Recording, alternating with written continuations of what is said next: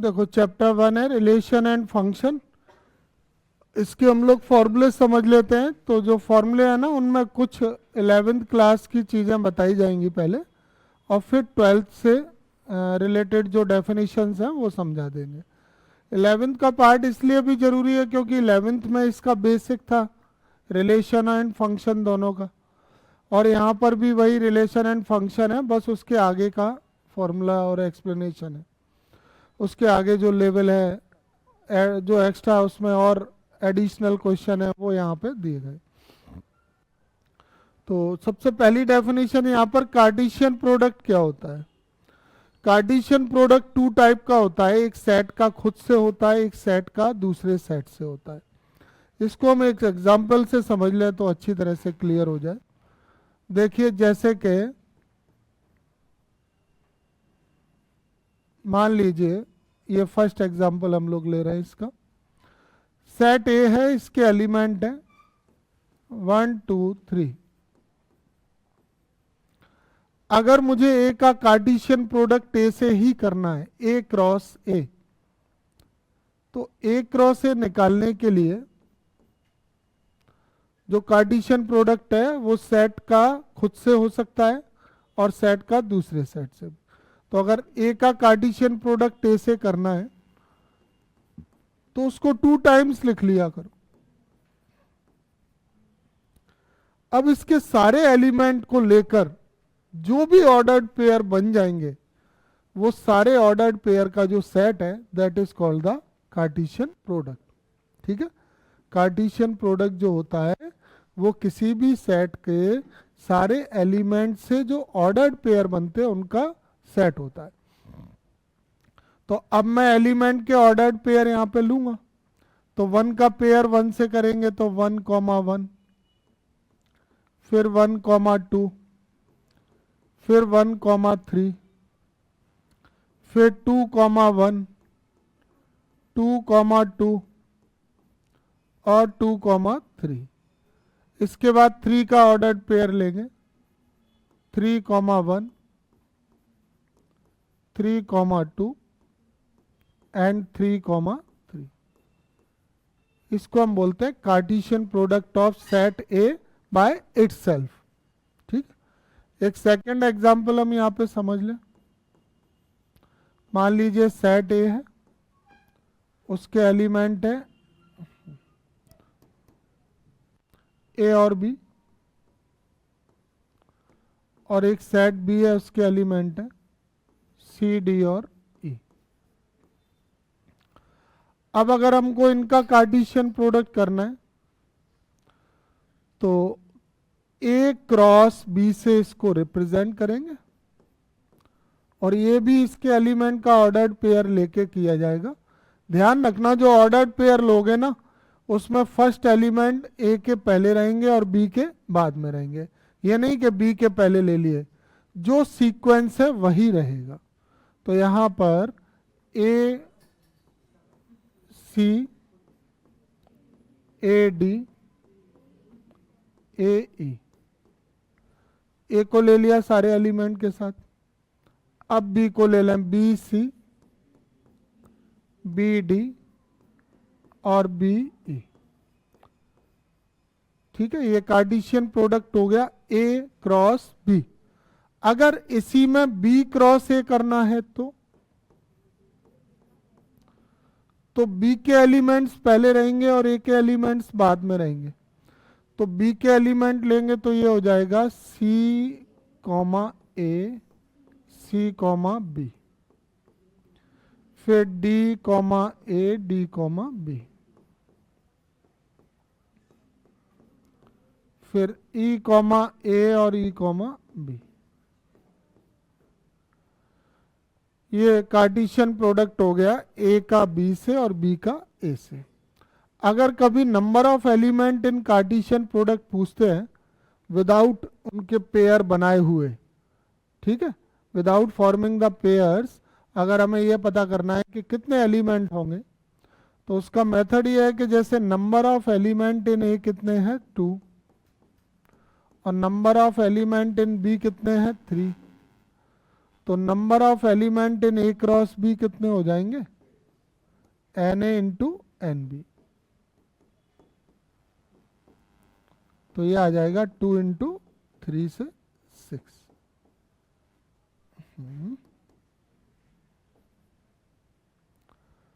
ठीक है, और यही डेफिनेशन यहाँ पे लिखी है कि अगर ए और B two non empty set है, नॉन एम्प्टी सेट मतलब उसमें कोई ना कोई एलिमेंट है, तो जो जितने भी ऑर्डर्ड पेयर होंगे ए बी, जिसमें ए सेट ए में से लिए जाएंगे और बी एलिमेंट सेट बी से, उनको कार्टेशियन प्रोडक्ट कहते हैं, या फिर product of set A and set B.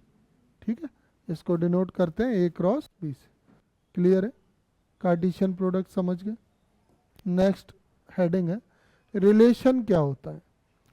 तो रिलेशन की सिंपल एक डेफिनेशन है, ये तो लिखी है वो ठीक है, एक डेफिनेशन मैं बता रहा हूं।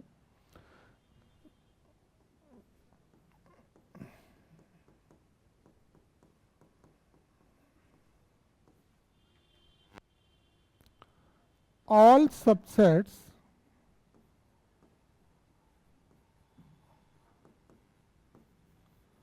of all subsets of Cartesian product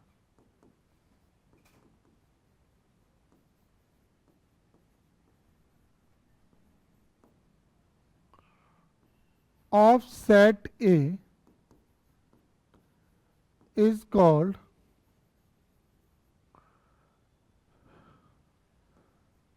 the relation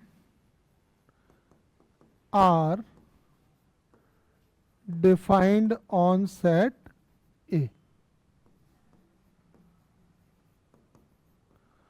मतलब जो रिलेशन R होता है ना, वो सबसेट होता है सेट ए के जो कार्टेशियन प्रोडक्ट है उनका।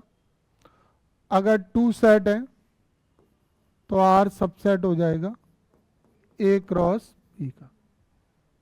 ये इसकी बिल्कुल परफेक्ट डेफिनेशन है, जिससे तुम्हें कोई दिक्कत नहीं आई। फॉर एग्जाम्पल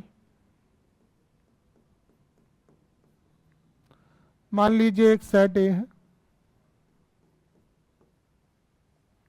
उसके एलिमेंट है 1 2 3। अब एक रिलेशन बोला जा रहा है जिसमें ध्यान रखना रिलेशन हमेशा ऑर्डर्ड पेयर में आएंगे। ऑर्डर्ड पेयर में 2 एलिमेंट ले सकते हैं कोई भी, A B X Y P Q unknown quantity में, और जो भी रिलेशन है वो इनमें दिखा देंगे। यहाँ पे ऐसे दिखा देंगे कि जो modulus of A minus B है वो क्या है 1। मतलब ए और बी का जो डिफरेंस है वो कितना आ रहा है 1 आ रहा है। यहाँ पर ए और बी दोनों किसको बिलोंग करेंगे, सेट ए को। तो अब रिलेशन आर बना के दिखाओ। तो इसमें ऐसे पेयर लेना है जिनका डिफरेंस 1 आएगा। तो जैसे 1,2, क्यों 1 माइनस 2, -1 का मॉड्यूलस 1, और 2,3 और 2,1। इसमें ए 1 है, इसमें ए 2 है, और 3,2। तो अब ये रिलेशन आर आया है। अच्छा, इसका कार्टेशियन प्रोडक्ट अभी आपने देखा था, ये मैंने लिखा, ये दिख रहा है, दिख रहा है। तो ये जो आर में ऑर्डर्ड पेयर हैं, क्या वो इसका सबसेट नहीं है क्या? इसका 1 2 2 1 2 3 3 2 चारों आ रहे हैं ना। तो यहां पर ये डेफिनेशन बिल्कुल सही है कि जो रिलेशन कोई भी किसी सेट में डिफाइन है, सेट में डिफाइन होने का मतलब है कि इस इक्वेशन को सेटिस्फाई करने वाली जो वैल्यू है वो सेट ए में से ही ले सकते हो। ये नहीं है कहीं से भी लोगे तो तुम बहुत सारी वैल्यू लिख जाओगे कि 5 - 4 6 - 5 इन्फिनिटी तक, लेकिन ऐसा नहीं है। रिलेशन कौन से सेट में डिफाइन है वो मैटर करता है। ठीक है, तो ये जो रिलेशन आर आया है वो सबसेट आया है किसका, सेट ए के कार्टेशियन प्रोडक्ट का। Here R is subset of A cross ठीक है। अब एक रिलेशन होता है एलिमेंट का, ये तो रिलेशन था आर जो ए और बी कैसे रिलेटेड है उससे। अब ए और बी के रिलेटेड होने से जो वैल्यू मिली है ना, तो हम लोग क्या बोलेंगे यहाँ पे कि इस सेट में जो रिलेशन आर है ना उसके लिए 1 रिलेटेड है किससे, 2 से, 2 रिलेटेड किससे है, 3 से, और 2 रिलेटेड 1 से, और 3 रिलेटेड 2 से। अच्छा, अगर हम ऐसे कहें क्या 1 रिलेटेड 3 है, इस रिलेशन के लिए सेट ए में ये दोनों रिलेटेड है, क्योंकि इनका डिफरेंस 1 नहीं है तो नॉट रिलेटेड। क्या और कोई पेयर है ऐसा, जैसे 1 रिलेटेड 1 है, क्या 1 1 से रिलेटेड है, नहीं है, और भी हो सकते हैं। तो रिलेटेड वाले को आर और नॉट रिलेटेड वाले को आर को कट करके ऐसे दिखा सकते हैं। तो ये तुम्हें समझ में आया कि कौन से एलिमेंट को लिखने का तरीका क्या है। अगर पूछते हैं कि ये 1 रिलेटेड 3 है कि नहीं है तो हम बता सकते हैं ना इसमें देख के। अच्छा, ये नहीं बनाओगे तो बनाने में एक बार दिक्कत आएगी, तो हम लोग क्या किया करेंगे, इससे ये आर को चेंज कर लेंगे। ये कौन सी फॉर्म है आर की, ये सेट बिल्डर फॉर्म है,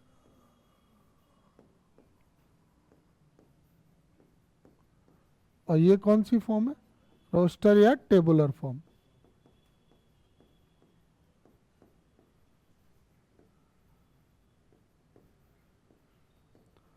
ठीक है।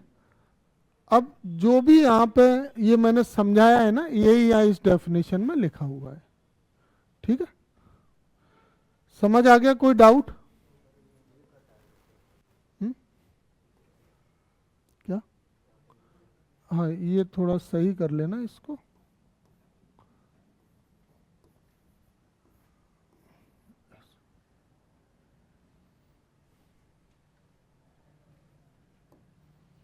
नेक्स्ट क्या है, टाइप्स ऑफ रिलेशन।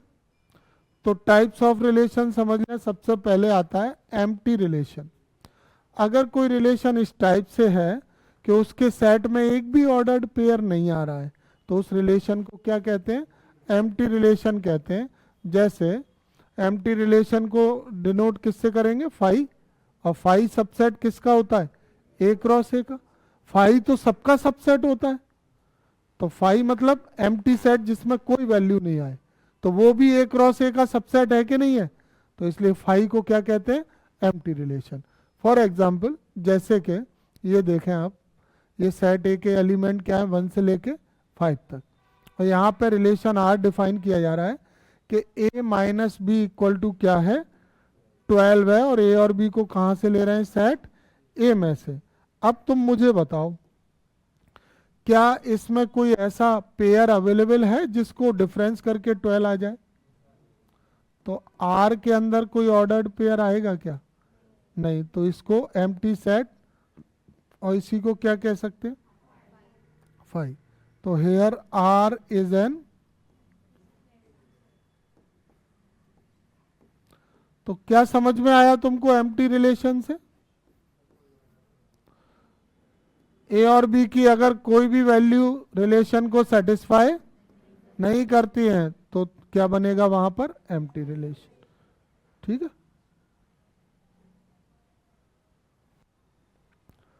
अगला क्या है, यूनिवर्सल रिलेशन। यूनिवर्सल रिलेशन को हम कार्टेशियन प्रोडक्ट भी कह सकते हैं, या ये भी कह सकते हैं कि यूनिवर्सल रिलेशन वो रिलेशन होता है जिसके अंदर और रिलेशन बन रहे होते हैं। जैसे कि अगर मैं बात करूं कि set of all triangle in a plane, तो ये ऑल ट्राइंगल का जो सेट है ये यूनिवर्सल रिलेशन है, क्योंकि उस ट्राइंगल में से और भी सेट बन जाएंगे। और सेट कैसे बन जाएंगे, इक्विलेटरल ट्राइंगल, आइसोसेलेस ट्राइंगल, इस तरह से, है ना। तो जो यूनिवर्सल रिलेशन होता है वो क्या होता है, कार्टेशियन प्रोडक्ट ही होता है। जैसे यहाँ पे ए है, a relation R in set A is called universal relation if each element of A is related to every element of A। और अगर 2 सेट में होगा तो each element of A related to every element of B। और इसी को जब related सारे होते हैं तो उसको क्या बोलते हैं, A cross A. A cross ए, तो ए क्रॉस ए ही क्या हो जाता है, यूनिवर्सल रिलेशन। अगर 2 सेट होंगे तो यूनिवर्सल रिलेशन ए क्रॉस बी, है ना। समझ में आ गए। जैसे इस सेट के बारे में समझे, यहाँ पे ये सेट ए दिया हुआ है और रिलेशन आर क्या है यहाँ पे, इसको समझ लेते हैं। 1 2 3 4 5 ये सेट है और रिलेशन आर क्या है इसके लिए, आर क्या है, ordered pair A B such that modulus of A minus B greater than equal to 0 और ए और बी बिलोंग्स टू ए। अब तुम बताओ, यहां पर सारे नंबर को जब हम डिफरेंस करके मॉड करेंगे तो वो 0 से ग्रेटर ही आएगा, सब आएंगे उसमें।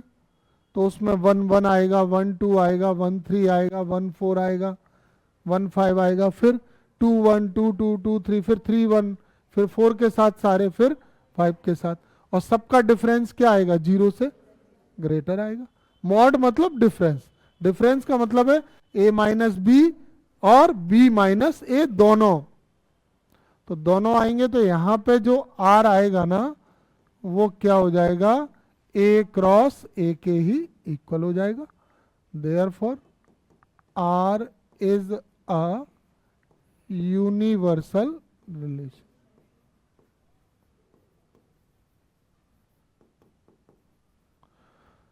तो यूनिवर्सल रिलेशन वो रिलेशन है जिसमें हर एलिमेंट सेट का दूसरे एलिमेंट से रिलेटेड होता है। ठीक है। अगला क्या है, आइडेंटिटी रिलेशन। आइडेंटिटी रिलेशन की पहचान ये है कि इसमें जितने भी ऑर्डर्ड पेयर आएंगे ना उसमें वैल्यू सेम होनी चाहिए, सिमिलर ऑर्डर्ड पेयर होना चाहिए, सिमिलर वैल्यू वाले ऑर्डर्ड पेयर, जैसे 1 1 2 2 0 0 -1 -1 A A B B T T K comma K. यानी ऑर्डर्ड पेयर का पहला एलिमेंट और दूसरा एलिमेंट अगर सेम है किसी रिलेशन में तो ऐसे रिलेशन को क्या बोलते हैं, आइडेंटिटी रिलेशन, और इसको आई ए से भी डिनोट करते हैं। ठीक है, आई ए से भी डिनोट करते हैं। जैसे कि अगर सेट ए दिया गया है हमको, ए बी सी, और कोई रिलेशन आर है, वो इस सेट में इस तरह से है, such that X comma Y such that X equal to Y for all लिखने के where X and Y belongs to A. तो ये आइडेंटिटी रिलेशन है कि नहीं है, तो बताओ, तुम बताओ, इस सेट ए में एक और सेट ए लिया जाएगा ऐसे दोबारा, और अब x इसमें से ले लो, y इसमें से, और दोनों को इक्वल भी लेना है। तो कौन कौन से ऑर्डर्ड पेयर बन के आएंगे, a comma A, b comma B. तो अब इसमें जो एलिमेंट आए हैं वो सारे पेयर में सिमिलर एलिमेंट है कि नहीं, इक्वल वैल्यू वाले। तो ऐसे रिलेशन जिनके ऑर्डर्ड पेयर की वैल्यू सेम होती है उसको क्या बोलते हैं, आइडेंटिटी। और इसको ऐसे भी डिनोट कर देते हैं कि R is identity relation of set ए। ये सेट ए के लिए क्या है, आइडेंटिटी रिलेशन। समझ में आ गया आइडेंटिटी रिलेशन। एम्प्टी रिलेशन, कोई एलिमेंट नहीं, यूनिवर्सल रिलेशन, सारे ordered pair, identity relation, same value वाले ऑर्डर्ड पेयर।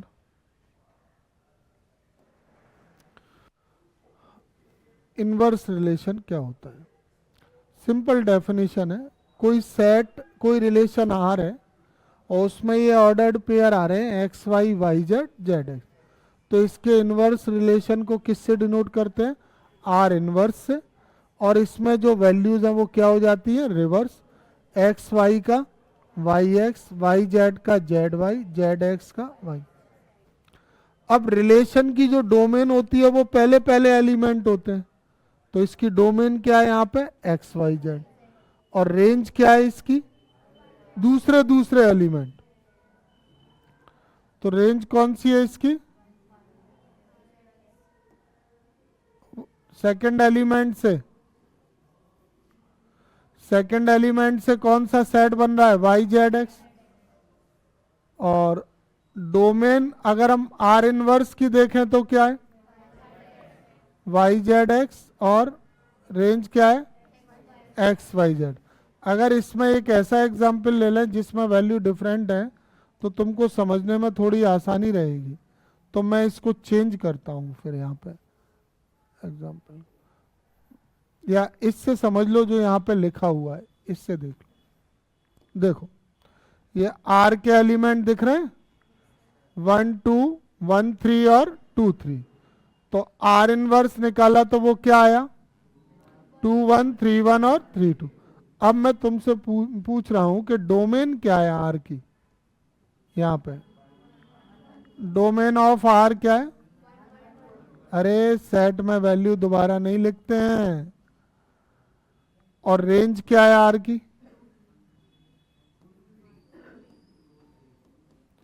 2 3। और आर इनवर्स की डोमेन क्या है, domain of R inverse,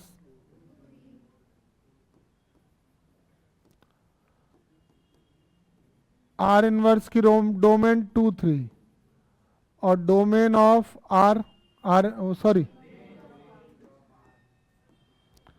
range of R inverse, तो आर इनवर्स की रेंज है 1 2। तो जब हम इनवर्स रिलेशन करते हैं तो इनकी वैल्यू इंटरचेंज कर देते हैं ना।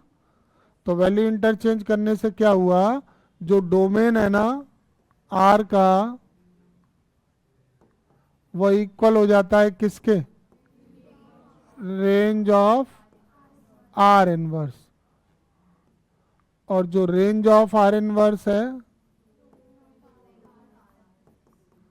वो इक्वल हो जाता है डोमेन ऑफ आर के।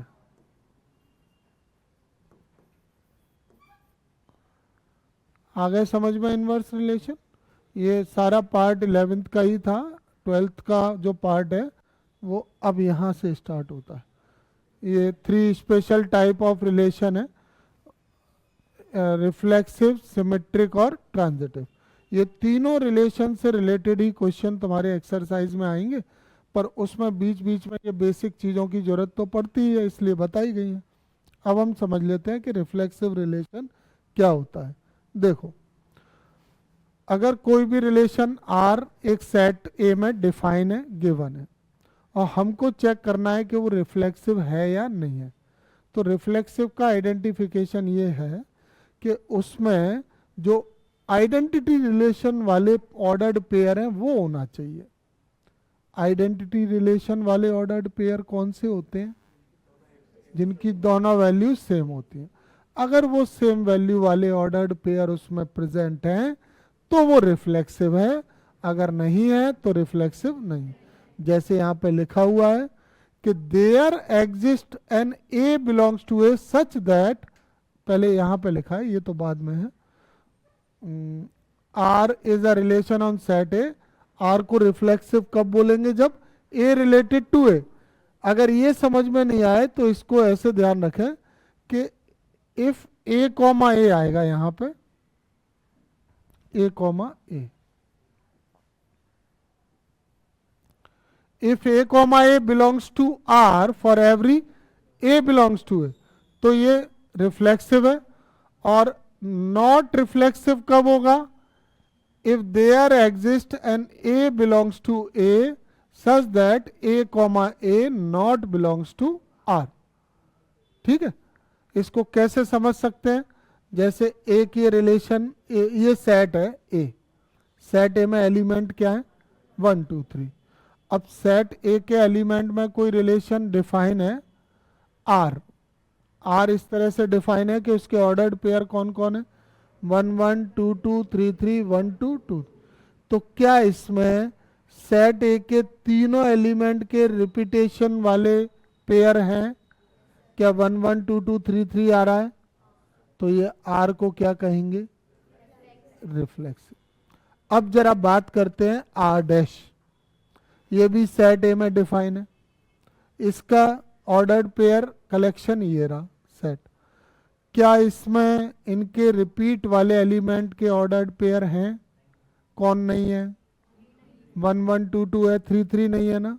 तो यहाँ पे क्या लिखा हुआ है कि ए कॉमा ए आर को बिलोंग कर रहा है, ठीक है। आर डैश के बारे में क्या लिखा है कि R dash is not reflexive because 3 belong to set A but 3 not belongs to R dash. मतलब कहने का यह है कि सेट का कोई एलिमेंट और रिलेशन आर में उसके रिपीट वैल्यू वाला ऑर्डर्ड पेयर अगर नहीं आ रहा है तो रिफ्लेक्सिव नहीं है। अगर सेट के एलिमेंट के सबके रिपीट वाले ऑर्डर्ड पेयर आ रहे हैं तो रिफ्लेक्सिव है। समझ गए? सिंपल सी बात है, ठीक है। रिफ्लेक्सिव समझ में आ गया। अब आ जाइए सिमेट्रिक रिलेशन पे। सिमेट्रिक रिलेशन कैसे आइडेंटिफाई करते हैं कि जैसे एक ordered pair A B R में आ रहा है तो उसका रिवर्स करके जो ऑर्डर्ड पेयर है, इनवर्स करके उसके मिरर इमेज वाला जो ऑर्डर्ड पेयर है वो भी अगर आर में हो तो वो सिमेट्रिक होता है। जैसे 1 2 आ रहा है ऑर्डर्ड पेयर तो 2 1 होना चाहिए। ए बी आ रहा है तो बी ए होना चाहिए। अगर पी क्यू है तो क्यू पी भी होना चाहिए। अगर सबके रिवर्स मिलते हैं, जो सेट के अंदर जो रिलेशन के अंदर ऑर्डर्ड पेयर हैं जितने भी हैं उनके रिवर्स मिलते हैं तो क्या है? सिमेट्रिक। नहीं तो नहीं। समझ लें इसको। ये तो कंडीशन लिखी है कि relation R on set is called symmetric whenever A B B बिलोंग्स। देखो ये दोनों चीजें एक ही बात है।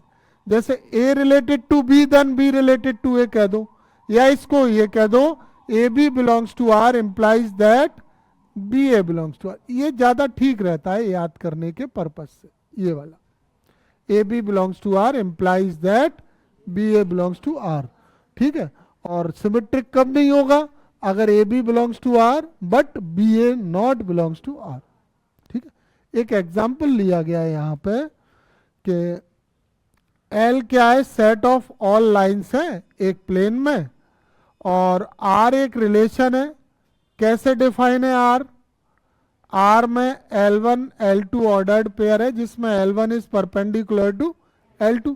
अब जैसे ये 2 लाइन परपेंडिकुलर है तो ये L1 है और ये L2, तो क्या L1 L2 पे परपेंडिकुलर है और L2 L1 पे परपेंडिकुलर है? तो हम कह सकते हैं कि L1 परपेंडिकुलर टू L2 है, then L2 perpendicular to L1 भी होगा। क्या ये बात सही है या गलत है? सही है। अब ये रिलेशन जो बना है ना, इसके ऑर्डर्ड पेयर में सीक्वेंस कैसे?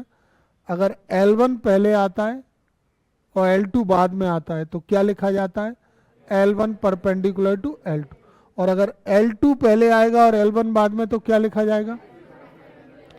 तो यहां पर L1 परपेंडिकुलर L2 से ये आया, और इससे हम ये कह सकते हैं जो बिल्कुल सही है। तो L1 L2 belongs to R से क्या मिला? L2 L1 belongs to R, इसलिए R कैसा है? सिमेट्रिक। ये रिलेशन है, यहाँ पे देख सकते हो आप। सपोज ये लाइन L1 है और ये लाइन L2 है, और अगर L1 परपेंडिकुलर L2 है तो L2 परपेंडिकुलर L1 भी होगा। आगे समझ में?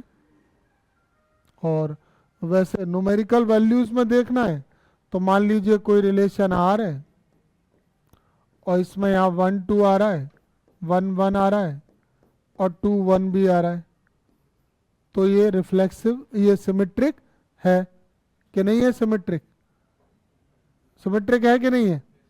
अरे 1 2 का रिवर्स 2 1 हो गया। और मान लो एक R डैश दे दिया, यहाँ 1 2 दे दिया, यहाँ 2 3 दे दिया, इधर 2 1 दे दिया। अब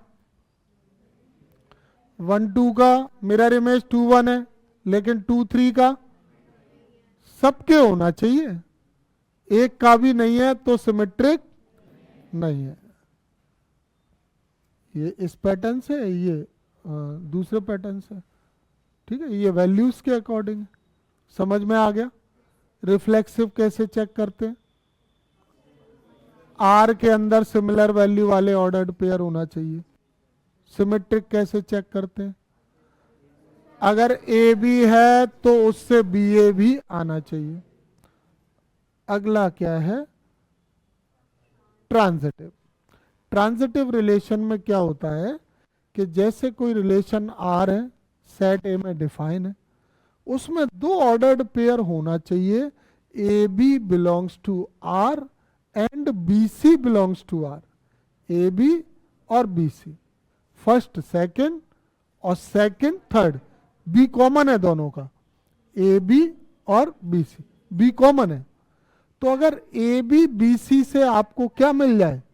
ए सी, फर्स्ट और लास्ट, फर्स्ट और लास्ट का पेयर मिल जाए तो हम कहेंगे कि वो रिलेशन कैसा है? ट्रांजिटिव। वो ट्रांजिटिव रिलेशन है। इसको चेक करने के लिए जैसे ये रिलेशन आ रहा है, इसको देखें, ये इस सेट में डिफाइन है। इसमें तो थोड़ा सा सिंपल वाली फॉर्म है, जैसे 1 1 1 2 2 2, तो 1 2 2 2 से 1 2 ही आएगा, है ना। तो मैं एक और एग्जांपल लेता हूं, दूसरा।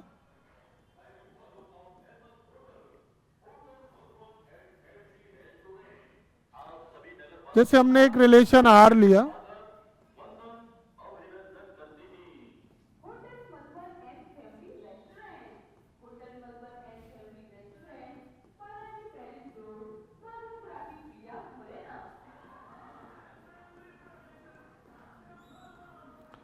इसको देखो, तो इसमें 1 2 और 2 3 आ रहे हैं, बीच में 2 कॉमन है, तो 1 2 2 3 से 1 3 मिला के नहीं, हम यहां पे लिखेंगे 1 2 बिलोंग्स टू आर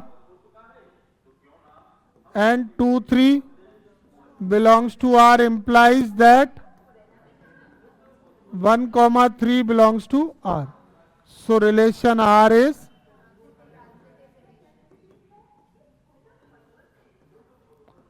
transitive.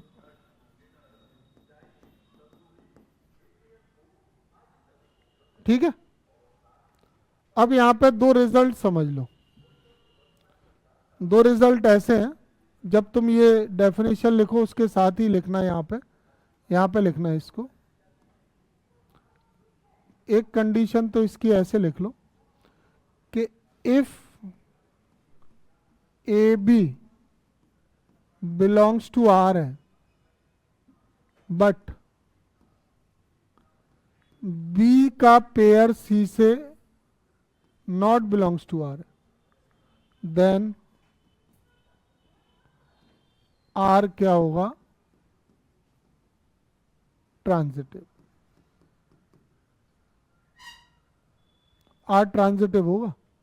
इस बात को मैं क्वेश्चन में और क्लियर करूंगा, अभी तुम एक बात समझो, ये दोनों पेयर मिलने पर तीसरा मिलेगा तो ट्रांजिटिव, और ये दोनों पेयर मिलने पर तीसरा नहीं मिलेगा तो नो ट्रांजिटिव। जैसे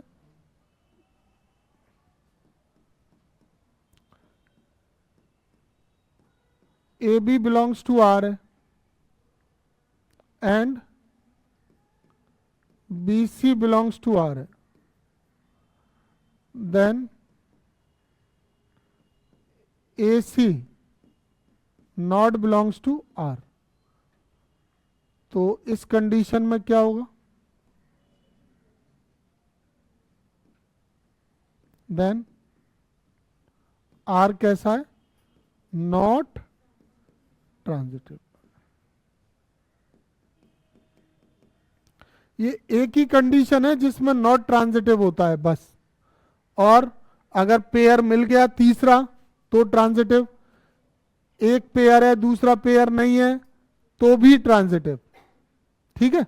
अगर ये पेयर नहीं बन पा रहा है तो हम चेक नहीं कर पा रहे कि तीसरा वाला पेयर किससे चेक करें, और तीसरा पेयर नहीं मिल रहा है तो हम क्या बोलेंगे? उसको ट्रांजिटिव बोलेंगे। जैसे एक इसको एग्जाम्पल फर्स्ट ले लिया, इसको सेकंड को देखो, जैसे आर में लिखा है 1 1 और 2 3, तो ये ट्रांजिटिव है, इट इज ट्रांजिटिव। क्यों है बताओ, ट्रांजिटिव क्यों है? क्या 2 3 के पेयर वाला कोई 3 के साथ वाला है? पेयर ऐसे देखते हैं, ये सेकंड एलिमेंट वाला जो पेयर है, पेयर में जो सेकंड एलिमेंट है, एक और पेयर 3 से ही स्टार्ट होना चाहिए, तो ऐसा इसमें नहीं मिल रहा ना, तो चेक नहीं कर पा रहे, चेक नहीं कर पा रहे तो ट्रांजिटिव है। ये चीज थोड़ी ध्यान रखनी पड़ेगी सबको, क्योंकि इसमें बिल्कुल अलग बात हो रही है। यहाँ कंडीशन ये वाली फुलफिल नहीं हो रही, फिर भी क्या है ये ट्रांजिटिव। तो वो मैं इसलिए बता रहा हूं तुमको कि नॉट ट्रांजिटिव तभी होता है जब दो पेयर से तीसरा पेयर नहीं मिलता है, तभी। अगर पेयर नहीं बन रहे तो ट्रांजिटिव, और तीसरा पेयर आ रहा है तो भी ट्रांजिटिव। ठीक है, तो ये दोनों लाइनें तो इसके बाद लिखोगे, और फिर ये एग्जाम्पल यहाँ पे, ये वाला भले ही मत लिखना, एग्जाम्पल ये लिखना। और ये लाइन तो यहाँ लिखी हुई है, ये लिखी हुई है यहाँ पे, मैं इसको बॉक्स लगा देता हूँ, जैसे मैंने पिछले वाले में भी बताया था। ये यहाँ पे वो बस मैंने अलग से हाईलाइट की है इक्वेशन, ये अलग से हाईलाइट किया है कि यही चीज अलग दिखाई है कि ये मेन कंडीशन है। क्या है, लैंग्वेज के बीच में होता है तो समझ में कम आता है। ठीक है, आगे समझ में ट्रांजिटिव। अभी क्वेश्चन भी होंगे इसके सबके। अब आते हैं एंटी सिमेट्रिक। एंटी सिमेट्रिक में क्या होता है, सिमेट्रिक का जस्ट अपोजिट समझो इसको। सिमेट्रिक में जैसे ए बी से क्या आ रहा था, बी ए, यहां पे ए बी और बी ए अगर दोनों आ रहे हैं तो उसकी कंडीशन ये होती है कि ए इक्वल टू बी आ जाना चाहिए। मतलब क्वेश्चन में जो रिलेशन है उसमें ए बी आ रहा है और बी आ रहा है। ए बी और बी ए तभी पॉसिबल हो जब ए इक्वल टू बी हो। जैसे मैं आपसे कहूं कि ए डिवाइड करता है बी को, ठीक है, और बी डिवाइड करता है ए को, तो ये कब हो सकता है, जब ए इक्वल टू तभी। तो यहां पर ए डिवाइड वाला रिलेशन से ए बी बन जाएगा और बी डिवाइड वाले से बी ए, लेकिन ये तभी पॉसिबल है जब ए इक्वल टू बी हो। तो सिमेट्रिक और एंटी सिमेट्रिक में डिफरेंस बता रहा हूं।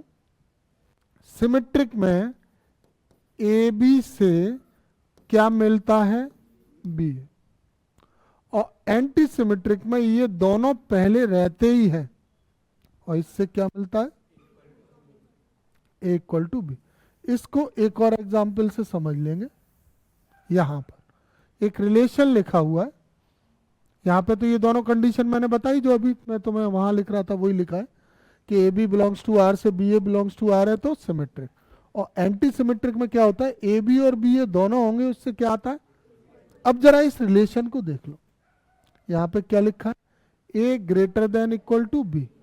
तो अब A greater than equal to B है और B greater than equal to A, तो ये तभी तो होगा जब A equal to, A B से बड़ा है, बी ए से बड़ा है। ये तो हो ही नहीं सकता कि 2 ग्रेटर देन 1 है और 1 ग्रेटर देन 2, हो सकता है ऐसा। तो इनके ये दोनों सिंबल तो यहां से कैंसिल हो गए, तो सिर्फ दोनों में कॉमन क्या बचा, ए इक्वल टू बी, तभी तो आप कहोगे। और A greater than equal to B है, इसको मैं कैसे लिख सकता हूं, ये रिलेशन के लिए ऑर्डर्ड पेयर क्या है, A B belongs to R, और अगर बी ए लिखा हो तो क्या लिखूंगा, B A belongs to R. तो इससे मिला क्या, ए इक्वल टू, तो ये क्या हो गया, एंटी सिमेट्रिक। ठीक है, समझ में आ गया। अगला क्या है, इक्विवेलेंस रिलेशन। इक्विवेलेंस रिलेशन की बड़ी सिंपल डेफिनेशन है। आपको एक रिलेशन दिया जाएगा सेट ए में या सेट ए और बी में, और वो रिलेशन इक्विवेलेंस रिलेशन तब होता है अगर वो रिफ्लेक्सिव भी हो, वो सिमेट्रिक भी हो और वो ट्रांजिटिव। अगर तीनों कंडीशन सेटिस्फाई हो गई तो रिलेशन क्या है, equivalence. Equivalence relation is a relation which is reflexive as well as symmetric as well as transitive. और अगर तीनों में से एक भी सेटिस्फाई नहीं है, एग्जिस्ट नहीं कर रहा है, मान लो रिफ्लेक्सिव नहीं है, तो इक्विवेलेंस नहीं है, या सिमेट्रिक नहीं हो, सिमेट्रिक ट्रांजिटिव नहीं हो। इक्विवेलेंस होने के लिए रिलेशन का कैसा होना जरूरी है?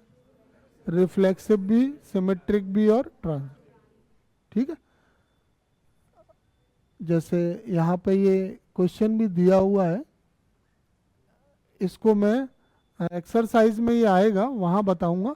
अभी मैं थोड़ा शॉर्ट में बता देता हूँ तुमको कि यहाँ पर जो रिलेशन है वो कैसे है कि L1 is parallel to L2। तो रिलेशन R तो इस तरह से है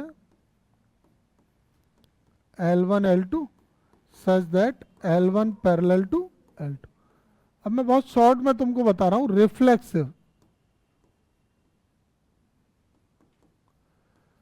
रिफ्लेक्सिव का रूल कहता है ये दोनों वैल्यू सेम लेके चेक करो। तो अगर मैं L1 पैरेलल टू L1 करता हूं तो क्या ये ट्रू है?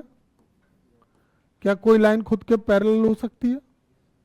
होती है, कोइंसिडेंट लाइन होती है।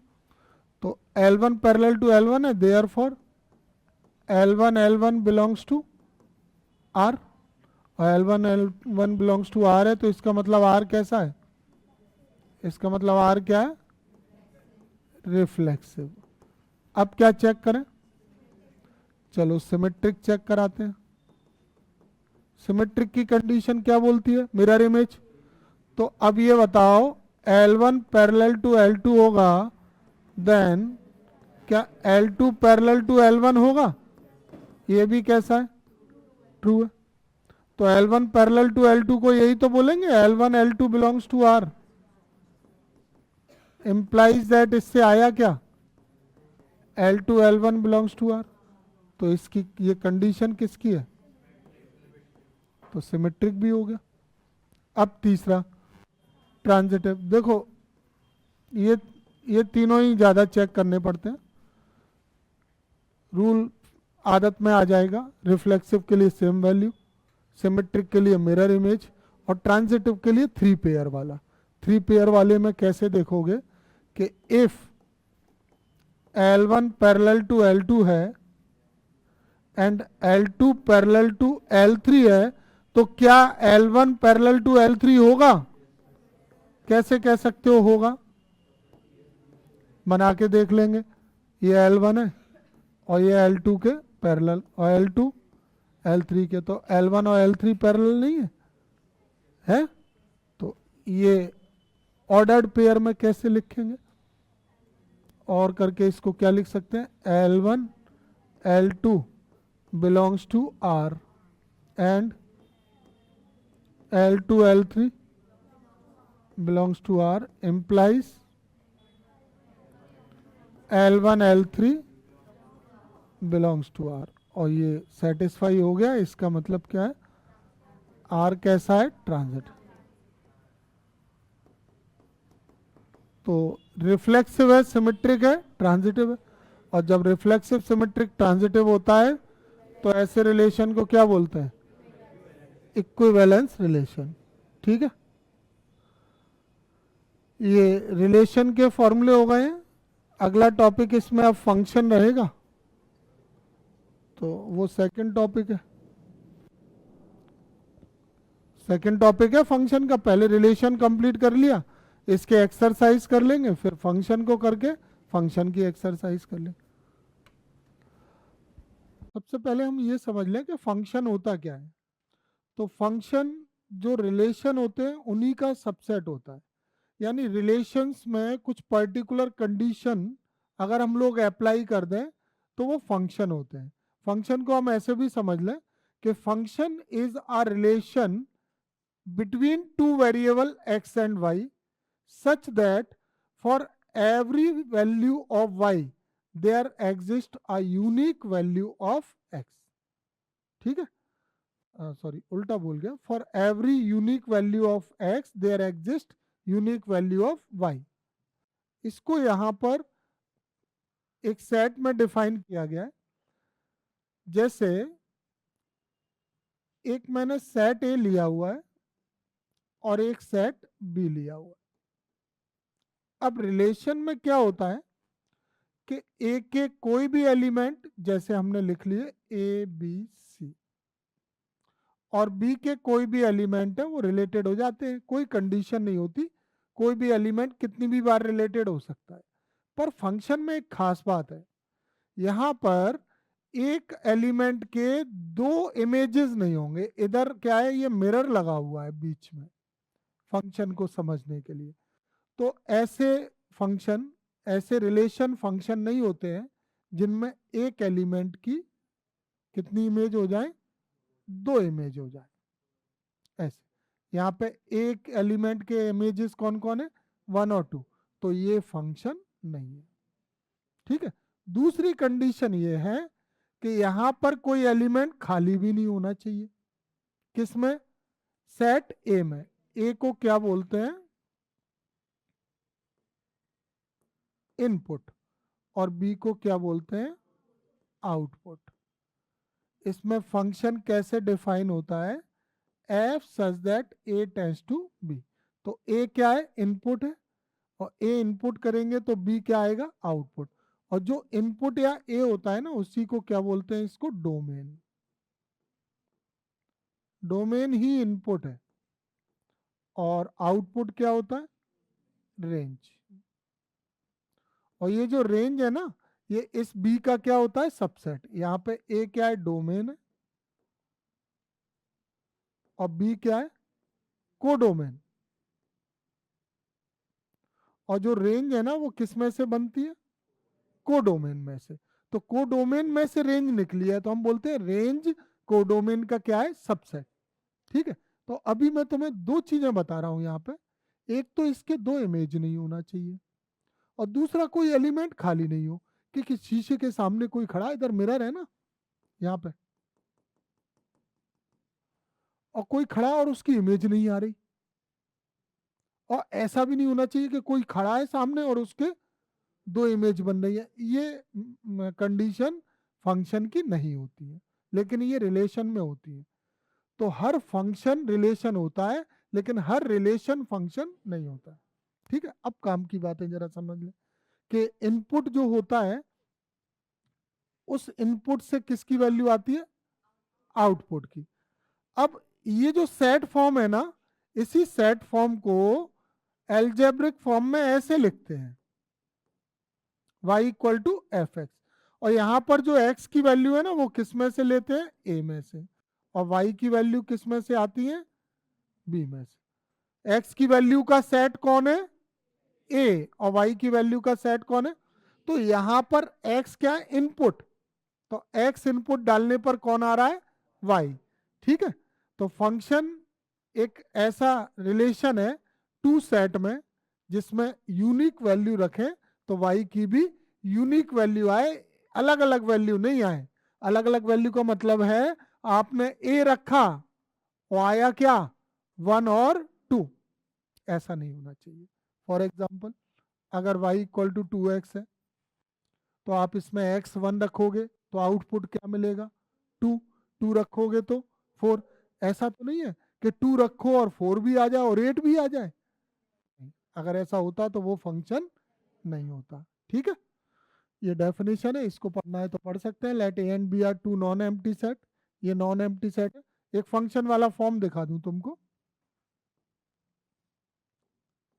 ये एक्स और वाई के अकॉर्डिंग डायग्राम है। सेट एक्स वाई भी हो सकता है, और सेट ए और बी भी हो सकता है।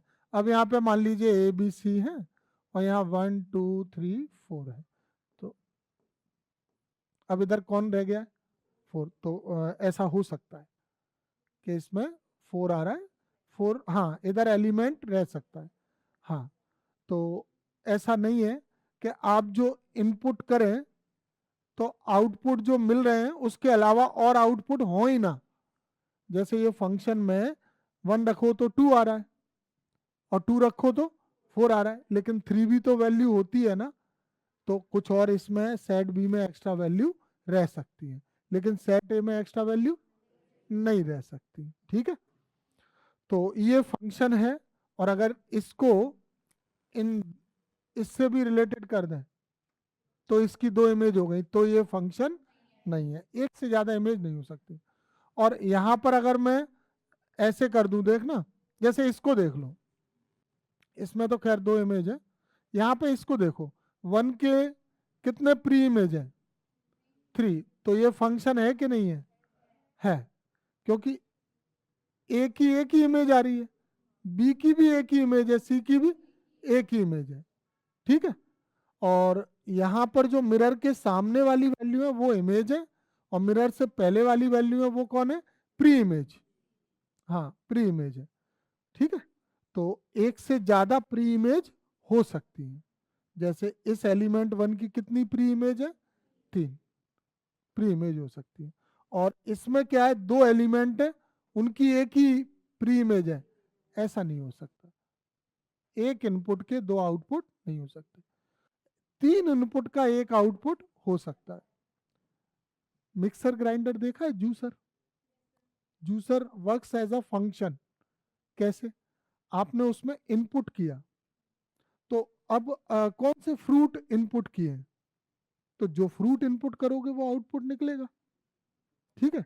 अब आपने 2 टाइप के फ्रूट इनपुट किए, मैंगो और ऑरेंज, तो अब उसमें मिक्स होके निकलेगा, हो सकता है, मतलब ये 2 टाइप के 3 टाइप के फ्रूट इनपुट किए, आउटपुट एक निकला, ये नहीं है, आपने यहाँ पे मैंगो इंसर्ट किया और निकला ऑरेंज जूस और पाइनएप्पल जूस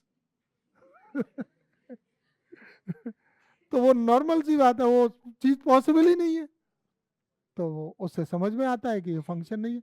अच्छा, ये अभी हमने छोड़ा था ना एक सी, ये भी फंक्शन नहीं है, क्यों, ये किस केस में है, हाँ, कि आपने इनपुट तो किया पर आउटपुट नहीं निकला, सी इनपुट किया पर आउटपुट नहीं निकला, ऐसा नहीं होता है, ठीक है।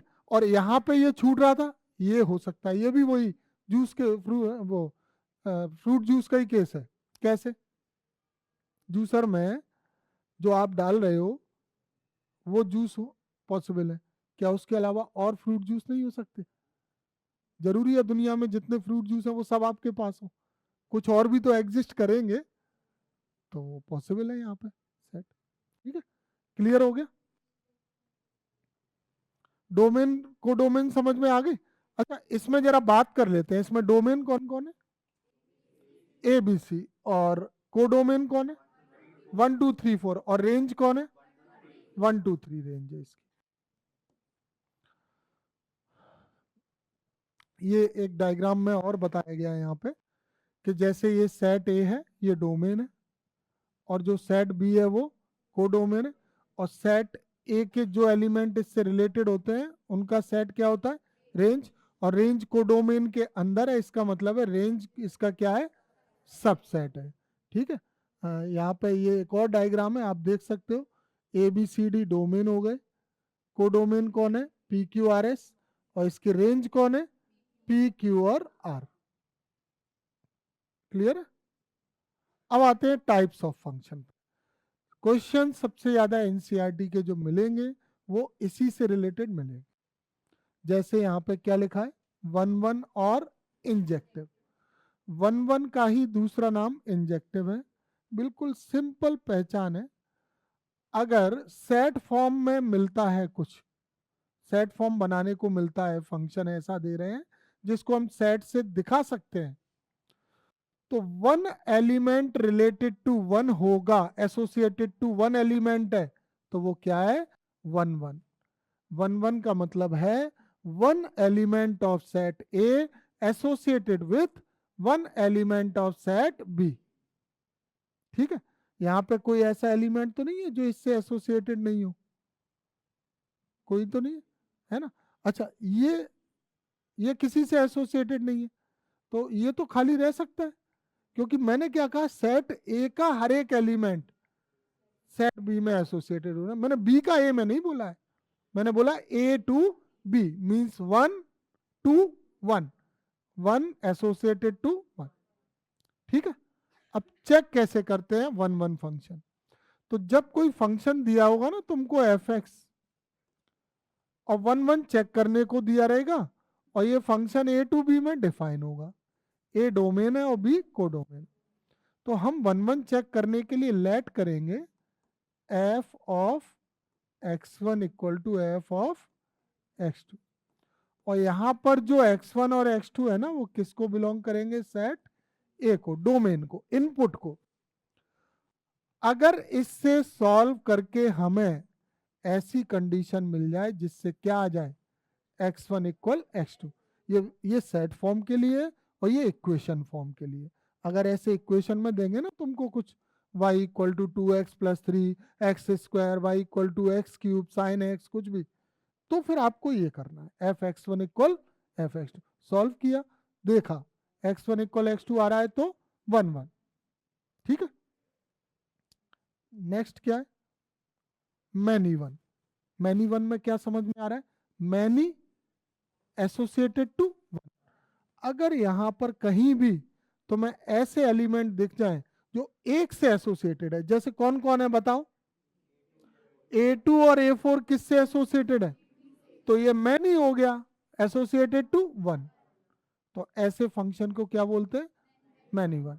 When more than one element in set A associated with a unique element in set B, then it is called many one function। पहचान कैसे करोगे? सेट फॉर्म में तो ऐसे देख लोगे कि मैनी रिलेटेड टू वन है तो सेट में। अब इक्वेशन अगर आ गई तो कैसे पता करोगे मैनी वन है? ऐसे ही कर लेंगे, यही लगा लेंगे। अगर इससे x1 इक्वल टू x2 आता है तो 1 1, और नॉट इक्वल आता है तो, अगर ये इक्वल नहीं मिले तो वो हो जाता है मैनी वन, क्योंकि वो दोनों एक दूसरे के अपोजिट है। या तो फंक्शन 1 1 होगा या मैनी वन होगा, दोनों नहीं हो सकते एक साथ। तो मैनी वन चेक कर लोगे, जो 1 1 नहीं है वो मैनी वन है। अगला ऑन टू, जिसका एक और नाम क्या है? Surjective function. ऑन टू या सर्जेक्टिव क्या होता है? ऑन टू या सर्जेक्टिव में अगर ये function F such that A tends to B है तो ये ऑन टू या सर्जेक्टिव तब होता है जब सेट वाई या सेट बी जो भी है उसका कोई भी ऐसा एलिमेंट नहीं होना चाहिए जो एक्स से एसोसिएटेड नहीं हो। सिंपल भाषा में मैं बोलूंगा तो वाई वाले सेट का हर एक का प्री इमेज होना चाहिए। वाई सेट के हर एलिमेंट का प्री इमेज होना चाहिए, इधर कोई भी एलिमेंट खाली नहीं होना चाहिए। ये सब जुड़े हुए हैं ना। अब वो मैनी से जुड़े हो चाहे वन वन जुड़े हो, ये मैनी वन है ना यहाँ पे, वो उससे फर्क नहीं पड़ता, वो अलग बात हो गई। ऑन टू की बात क्या है कि यहाँ प्री इमेज नहीं हो ऐसा एलिमेंट नहीं होना चाहिए, यानी ब्लैंक एलिमेंट नहीं होना चाहिए। जैसे यहाँ पे कोई था क्या? ये कैसा है? नॉट ऑन टू, ये नॉट ऑन टू है।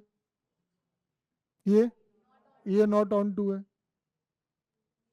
ये भी नॉट ऑन टू है। इसमें ये वाला ऑन टू है, कोई भी खाली नहीं है, ये नॉट ऑन टू है, नीचे तो फंक्शन ही नहीं है।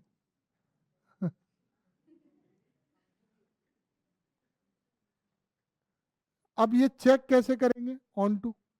तो ऑन टू को चेक करने का मेथड ये है कि जैसे F function A tends to B में डिफाइन है, इसकी इक्वेशन है y equal to F X, और यहाँ पे x इनपुट होता है a में और y आउटपुट होता है b में। तो ये ऑन टू के लिए हम इसको लेट करेंगे, y equal to F X को सॉल्व करेंगे और we get x equal to F Y form, यानी y इक्वल के फॉर्म में होगा, उससे हम किसकी वैल्यू निकाल लेंगे? x की, और इसमें पुट कर देंगे y from b। Set b से y की वैल्यू रख रख के देखेंगे। If we get x belongs to a, मतलब b की वैल्यू रख के देखेंगे। अगर x की वैल्यू जो आएंगी यहाँ पे y रखने पर जो x आएंगे वो किस में आए? a सेट में, तो वो क्या है? Onto. अच्छा एक बात बताओ, मैं इसमें ये कह रहा था,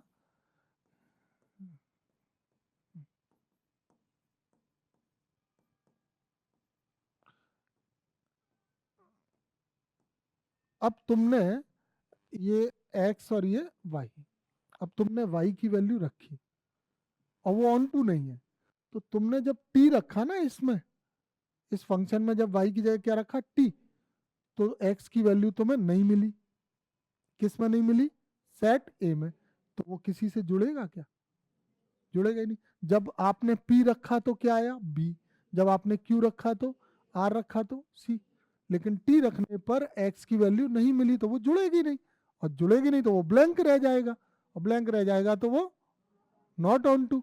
और अगर सब मिलते हैं, y रखने पर y की सेट b की सारी वैल्यू रखने पर x सेट a में आता है, तो वो क्या है? ऑन टू फंक्शन है।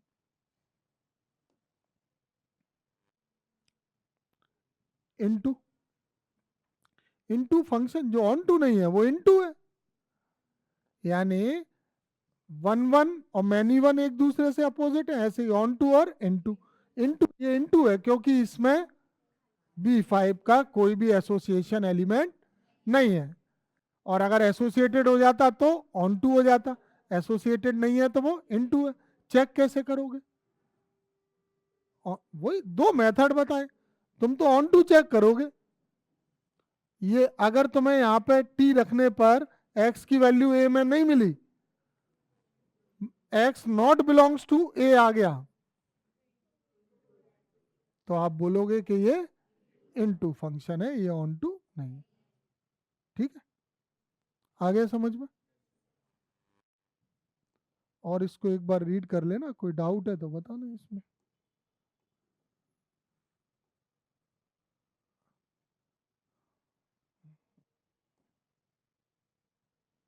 ये दो हेडिंग हो रहे हैं, इसको और देख लो। कंपोजिशन ऑफ टू फंक्शन क्या होता है? जैसे एक फंक्शन है f such that a tends to b, और दूसरा फंक्शन है g such that b tends to c। तो इन दोनों का कंपोजिशन फंक्शन जो होगा ना, उसको कहते हैं गॉफ, g of f such that a tends to c, a tends to c। ये इन दोनों का कॉम्बिनेशन हो गया कंपोजिशन। इस डायग्राम से देख लो, ये सेट ए है और ए से बी में ये रिलेटेड है किससे? एफ से। ये सेट जी है, ये किससे रिलेटेड है? बी टू सी में। तो एक ऐसा सेट जो सीधा ए से किस में रिलेटेड हो? सी में, उस सी को क्या कहते हैं? गॉफ, यानी के composition of g and f. ठीक है, इसमें एफ को किस में पुट कर दिया जाता है? जी में। और इस गॉफ का एक फॉर्मूला होता है, इसको याद रखना, गॉफ का फॉर्मूला होता है जी ऑफ एफ एक्स। ये गॉफ का फॉर्मूला है। फॉर एग्जाम्पल, मान लो एफ एक्स की वैल्यू है एक्स स्क्वायर और जी एक्स की वैल्यू है साइन एक्स। तो अगर आपको गॉफ निकालना है कंपोजिशन, तो फॉर्मूला क्या होगा? जी ऑफ एफ एक्स। यानी कि जो जी का फंक्शन है उसमें किसको रख दो? एक्स को। तो जी के फंक्शन में ये एक्स दिख रहा है, इस एक्स की जगह किसकी वैल्यू आ जाएगी? एफ एक्स की। एक्स हट जाएगा और एफ एक्स इसमें आ जाएगा, तो ये क्या हो जाएगा? Sine x. ऐसे, तो ये कंपोजिशन ऑफ फंक्शन होता है। ठीक है, समझ में आ गया? इसका ये फॉर्मूला, ये सब जो मैं बोल रहा हूँ वो यहाँ पे लिखा हुआ है। गॉफ एक्स का ये फॉर्मूला है जी ऑफ एफ एक्स। अब आ जाइए इनवर्स फंक्शन या इन्वर्टिबल फंक्शन। तो देखो, अगर कोई फंक्शन आपको दिया है और वो वन वन और ऑन टू दोनों है, वन वन भी है और ऑन टू भी है, तो उसको क्या बोलेंगे? Bijection, bijective function. Bijective function कौन सा होता है? वन वन हो प्लस ऑन टू हो, या इसको 1 1 का एक नाम और है, इंजेक्टिव प्लस सर्जेक्टिव। तो जो इंजेक्टिव और सर्जेक्टिव दोनों होते हैं उनको क्या बोलते हैं, बाइजेक्टिव फंक्शन। और किसी फंक्शन का इनवर्स एग्जिस्ट करता है, वो फंक्शन इन्वर्टिबल है या नहीं, इसके लिए उसका बाइजेक्टिव होना जरूरी है, या हम कह सकते हैं कि वो 1 1 और ऑन टू होना चाहिए। जैसे A टू B है,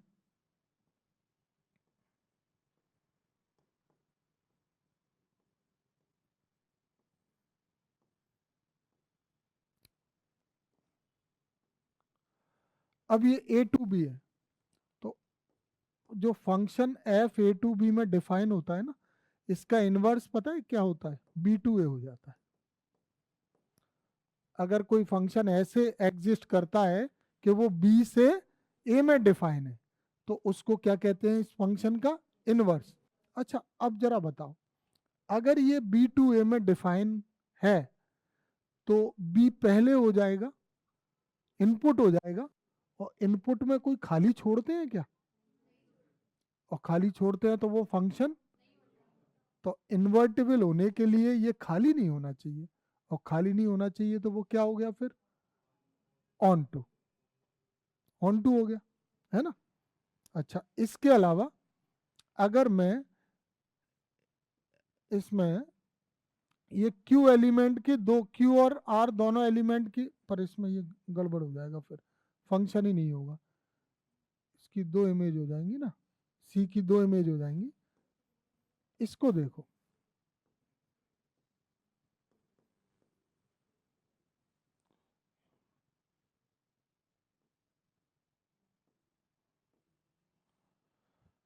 अब यहां पर क्या है कि ये P मैनी वन है, ये सॉरी ये 1 1 है, अभी ये 1 1 है ना, 1 एसोसिएटेड टू 1 है, सॉरी मैनी वन है, ये मैनी वन है, तो अब इसका इनवर्स हो जाएगा मैनी वन का।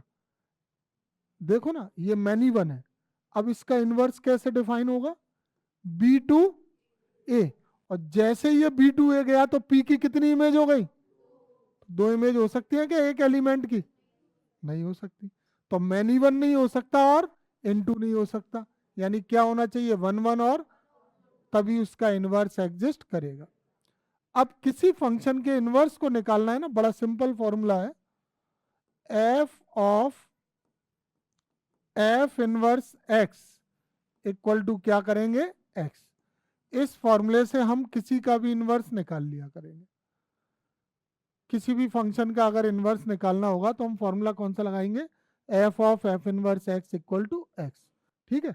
और एल्जेब्रिक फॉर्म में अगर फंक्शन है y equal to F x, तो इसका इनवर्स क्या हो जाएगा, f inverse y equal to x, यानी x equal to f inverse y, ये क्या हो गया इसका इनवर्स फंक्शन, ठीक है। समझ में आ गया, बाइजेक्टिव होना समझ में आ गया, बाइजेक्टिव यानी 1 1 और ऑन टू। तो इस फंक्शन को जिनका इनवर्स एग्जिस्ट करता है उसको क्या बोलते हैं, इन्वर्टिबल फंक्शन, ठीक है।